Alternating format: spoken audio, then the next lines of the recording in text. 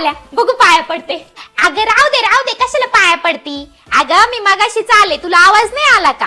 कसं आहे, बरं आहे का तुझं? हा बरं आहे माझं. अहो मी ते किचन मध्ये होते ना, म्हणून तुमचा आवाजच नाही आला. बरं मावशी, जेवणाची वेळ झालेली, आधी ना लवकर जेवण करून घ्या, मी वाढते तुम्हाला. अगं नको, तुम्ही बसा जेवायला. मी घरून आहे ना जेवण करूनच निघाले होते, आता मला काही भूक नाहीये.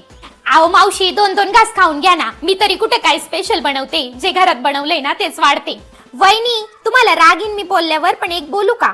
आता जर तुमच्या माहेरचं कोणी आला असतं ना, तर तुम्ही पार आनंदात उड्या मारिते ना, पंचपक्वान्नाचा स्वयंपाक बनवला असता त्यांच्यासाठी.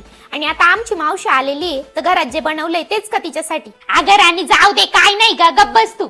हा जाऊ दे, किती काय केलं तर फरक तर करणारच ना माहेरच्या आणि सासरच्या माणसांमध्ये. अहो मला तसं नव्हतं म्हणायचं. बरं मावशी सांगा, तुम्हाला काय खायचंय, मी लगेच बनवते. अगं सुनबाई जाऊ द्यायचं, काय ऐकती तू? माझ्यासाठी ना फक्त कपभर चहा ठेव. ठीक आहे. काय कराने, मी तुझ्या वहिनी समोर तुला काय नाही म्हंटले, पण ही कोणती पद्धत झाली तुझी वहिनी संग बोलायची?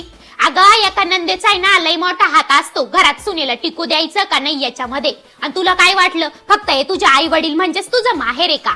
जेव्हा आहे ना ननंद भाऊजाई मध्ये ना चांगलं नातं असतं ना, तेव्हाच माहेर येण्याचा आनंद बी लय वेगळा असतो. आणि नंतर परत तुम्हीच म्हणत्या का आमची बहिणी आमच्याशी नीट बोलत नाही, आम्हाला सणाला बोलवीत नाही, आम्हाला काही विचारित नाही. कसं बोलविल ती तुम्हाला, जर आधीच तुम्ही तिचं असं मन दुखावलं तर?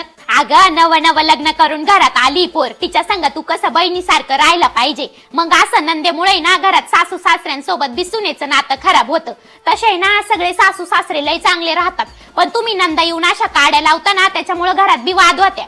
आणि काय ग अक्का, तुला तुझ्या सुनेची बाजू घेऊन बोलता नाही येत का? बिचारीला किती वाईट वाटलं असेल का मावस सासू समोर तिचा असा अपमान झाला. नंतर परत तुम्हीच म्हणत्या का सुने ना सासू सासऱ्यांची सेवा नाही करत.